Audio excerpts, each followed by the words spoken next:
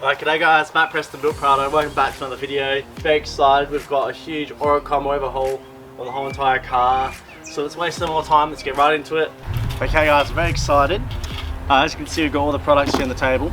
And we're just gonna unbox them all, show you what we've got, show you what we're doing. So, this one, I don't know what these all are by the way.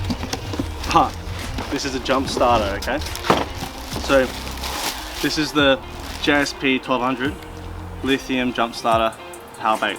Okay, so pretty self-explanatory, but this will go on the battery for when your battery's flat, and you'll be able to jump start it and you won't need another car or anything. You can just use this. It does, 8-litre petrol engines, 6-litre diesel engines, so it does the big stuff. It is really good because it comes with a little case as well, so you'll be able to put it in the case, store it away for safekeeping with the jump leads, and then when it's done, whip it out, take it out of the little case. And yeah, so I'm pretty excited about that. Always wanted one of them. Okay, lithium jump starter. Let's see what this one's like.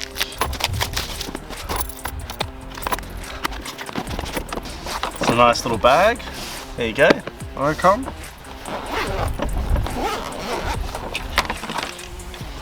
Oh yeah. That is nice. Got a little compartment flap between them. So this is the main event.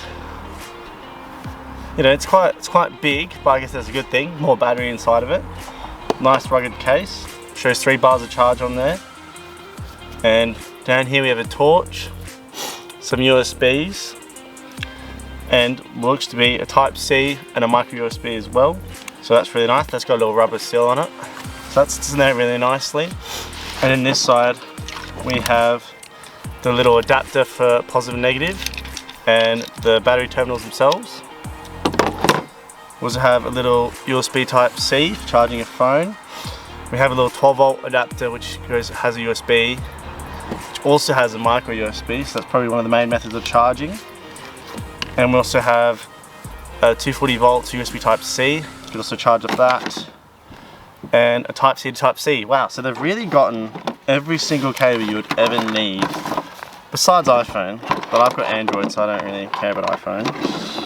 Look how many cables have come with this, and you also get your instructions. So this is a really good looking kit here guys. You literally get everything you sort of need. ORICOM jump starter, just jump started this Mazda that's been sitting here for weeks, 2 months. What, positive, negative, and it just went. Very impressive. Okay, on to the next one. We'll just go with this one here. So we've got two little stubby holders, that's nice. And in this big flat cardboard box looking thing, there's heaps of stickers, okay? So if you guys want some stickers, let me know. I will be putting some of these on the Prado, but I probably won't use them all. If you want some, buy a sticker and I'll throw it in the pack. Alright, so now let's go into the big box, okay? What's in here? Now, what was in here is this hat, okay? Now there's 2 of these and I love these straw hats. I'm not sure you can tell, but it's very hot today, and when I put this on it's so much better, but my face is so shaded. So we'll leave it off, but great hat which I'll be able to use at work. Alrighty, now this next one I'm very, very excited for. So this essentially is a 4-sensor type pressure monitoring system. So there's these little buds, you put them on each tyre thread, and you'll be able to track how much PSI is in each of them. So very excited to get this on the car.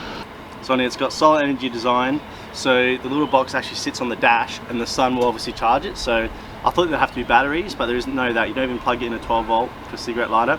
It all runs in its own system, which is really cool. Yeah, wireless transmission, real-time monitoring, compact design. So on the job site and maybe on tracks as well, I get holes in my tyres, and it's happened before. I've been running a tyre on like 14 PSI for weeks, not really realising. But this is going to help out because I'll be able to see it live, and if I run over a screw at the work site, for example, this will be able to tell me exactly what's going on, and also if I'm punctured a stick in the tyre or something. So that's actually really handy, and I'm not sure about too many other brands that make this sort of system, so really excited that we've got that one. For the tyre pressure system, oh yeah. So in here we have the unit itself. As you can see, it's very small and it's got a little solar panel on the top, so that's what's going to keep it charged. And it's got this sort of carbon fiber look on the top, and it's grey and it's quite slim, quite sleek looking, so this will look really good up on the dash. Now also in the box we have in here, now these I'm aware are the little adapters, and then this is like a sticky base which will go on the bottom of this just to hold it there. And there's nothing at the bottom. And then these all marked, as you can see, so front right, front left, and rear right, rear left. So obviously make sure you get them in the right spots so you know what tyre you're looking at. Okay, so for installing these little sensors, it's pretty straightforward, but I'll run it through you just briefly because the instructions are very clear. But what you do is you take the cap off, pretty simple. Then what you want to do is get one of the little covers like this, and then that will just go over top onto the stem like that. And then once you do that, you get a little nut, these little gold ones, and then you want to screw that on the thread like so until it's tight like that. And then what you want to do is grab the right corner. So it's pretty straightforward, but I've just done the front right, so now we're on the rear right because my front of the car is right there. So I'm just going to go here, rear right, which is this one, and then that just screws on top. Couldn't be any simpler. So we'll screw that on. You can hear it engage. Cool, so now that's on. Then what you want to do is get this little spanner they give you, and we're going to tighten up the nut behind this one. Okay, so I've tightened that nut behind it, and then you just sort of want to push this little plastic cover straight back up to the top, so it sort of covers it from behind, like so. So that is how you install them, and then you repeat that process 4 times, and you have on every wheel done. Alright, so mine, because I've got the big unit there, I won't fit over here. Well, sadly not in here just, so I'm going to put it here in the center where it'll be able to get solar panel as well, because that's something to keep in mind, because I was thinking I could put it on top of the steering in there, but then it will never charge because it'll be in the shadow. So I'm going to put it about there, and I think it'll look really good. And it comes with this little sticky pad, so I'll peel both sides of this off and stick it on, and then there's no going back.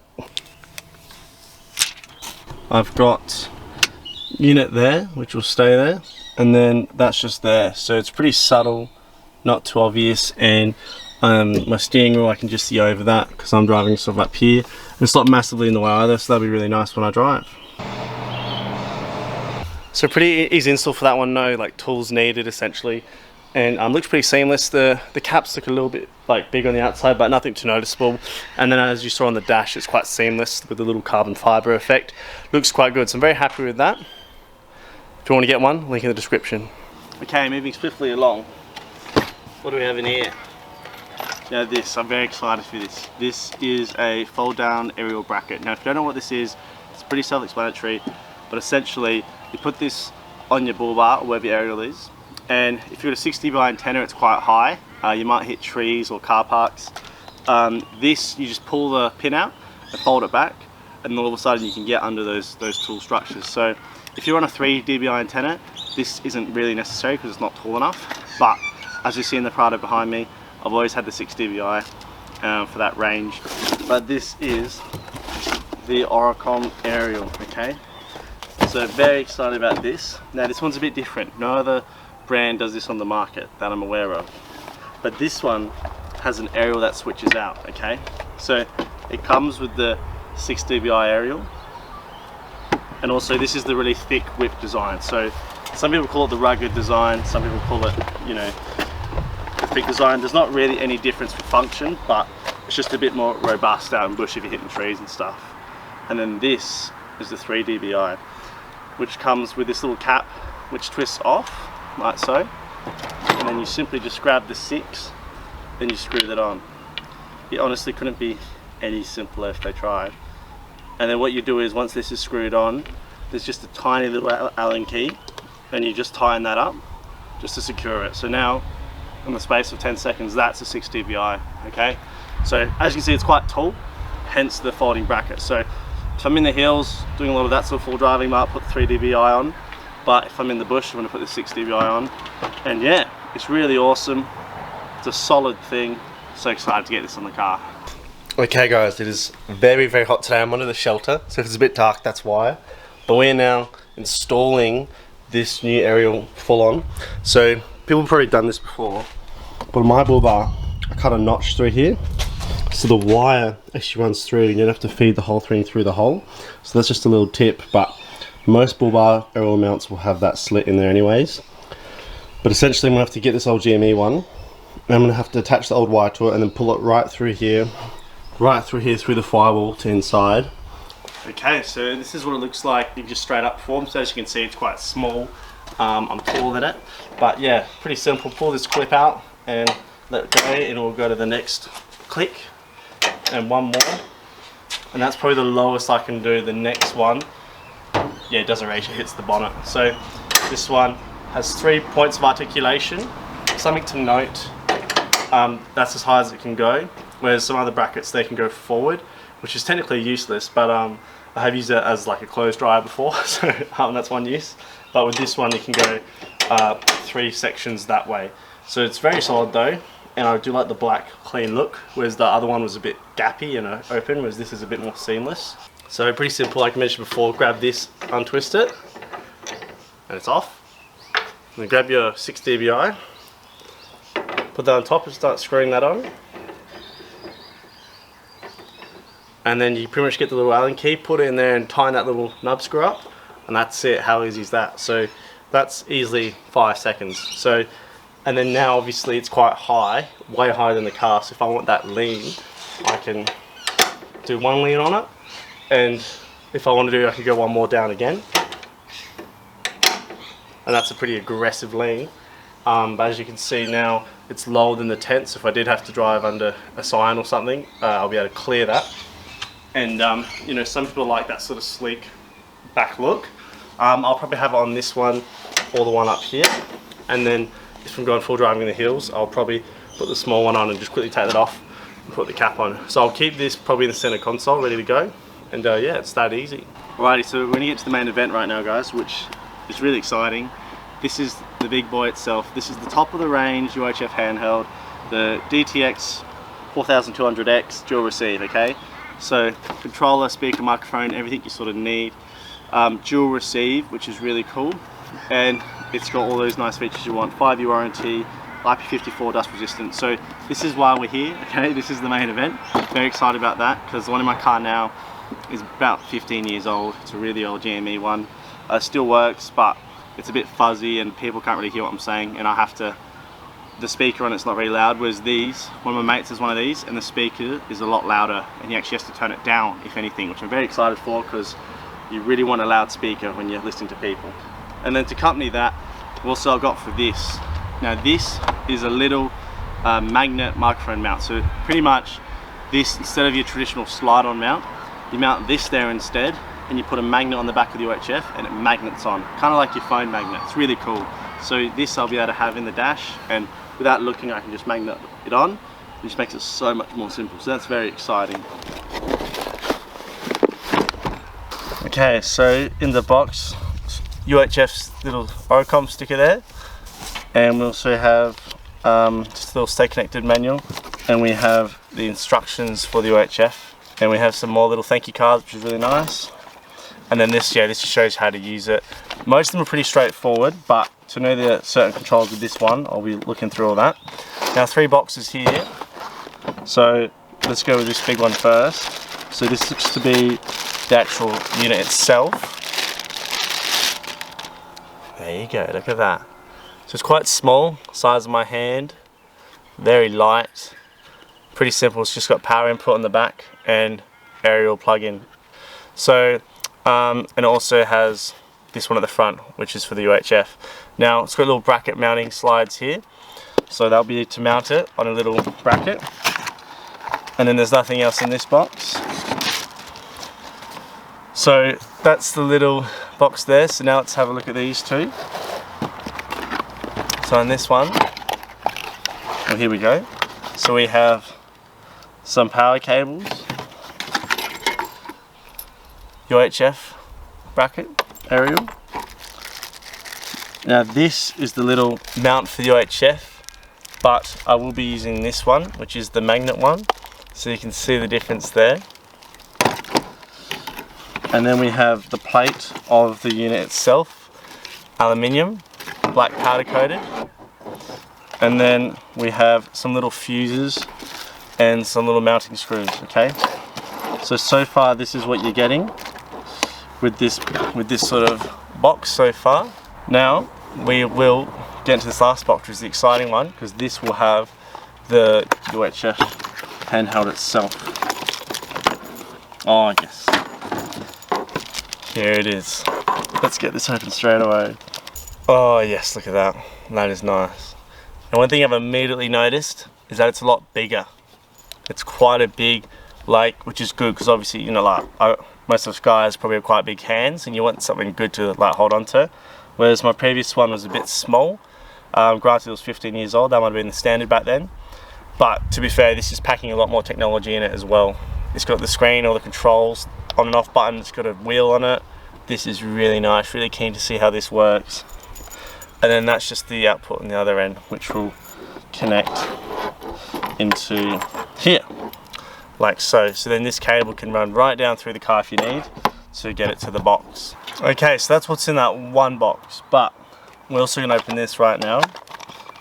The little magnet mount. So comes a little adhesive sticker in case you don't want to put screws in your dash. Little instructions, box is empty. We've got two packets, one's for the screws and the magnet mount, and then the other is the other half of the mount. So as you can see there are the two differences. So this is the upgrade and this is what it comes with. So that's just a slide on, whereas this you can put on in any sort of direction. And yeah, the mount on the back of this UHF will be swapped out for a little magnet, and then that will just magnet on like that. And it's going to be so nice, it'll just sit there under its own weight. Okay, so the old UHF is out, GME one, so that's just sitting here. And I've wired in the new ORICOM one, pulled apart the whole interior. That's all wired in now. And then now I'm going to plug in the UHF and see if it turns on. Awesome, so as you can see, it's connected, it's working. The aerial's not plugged in, so it's not gonna, I don't think it's gonna work properly right now. But you can see it's got a lot of settings, and this is the volume button, which is really nice. And I'm gonna have to have a huge tinker around with this and figure out all the fine details of it. But yeah, so this will sit probably here, and I'll just swap that mount over to a magnet mount. But to be fair, that fits perfectly there. And then the box I'll probably put in the same spot, just because I've got this cut out in my interior, and this is just going to be a hole, so it sort of just makes sense to put it back where it was. So this, you undo the screw in there, and then this little bit here, it slides on like this, and then the screw goes back in there. Well, how cool is this? Messing around with the settings, you can actually change the colour. So I'm not sure it shows there in camera, but that's now purple. And then if I keep going, it goes to orange, look at that, and then it goes to a yellowish, and then a really aggressive green, and it goes back to blue. That is so cool. Okay, so now wires are running in. I've got the little tray bit installed, and I've measured it's 40mm off the end for it to be flush. So this will slide in there like so, but I'm not just slide it in from that way. And then the wires are all plumbed in, and that's all connected up. I just need to zip tie the wire, but that runs through here to here. So the bit that has a little notch out, that goes at the top. Okay, so that's in like that. And then you simply just, it's a tiny little cap, and you screw that on. Back into park, so the car doesn't roll away. And that is it fully installed. Got to get used to the magnet. I'm so used to sliding it up, but now you just pull it on and off. It's so easy. Okay, that's taken a little while for me. I'm not an expert, but I managed to get it all done. I'm going to use the old wiring of the GME to run the old new wires through, so I didn't have to like shove things through the firewall. It was a lot easier. Okay, so that's how you install the aerial and UHF and the magnet mount. So yeah, pretty stoked with the aerial and the whole system of everything of ORICOM. So if you guys want to grab some yourself, look in the link in the description. And yeah, you can see they do quite a mixture of variety of things, but they're the only guys on the market that do the dual aerial attachment, okay? So that's a pretty good feature if you're into that sort of stuff and you want to get the best of both worlds. Or you can run two aerials, but that's really expensive, so up to you on that one. But yeah, thanks for watching guys. Have any questions, put them down below and I'll try and answer them all. We'll catch you guys next time on Built Prado.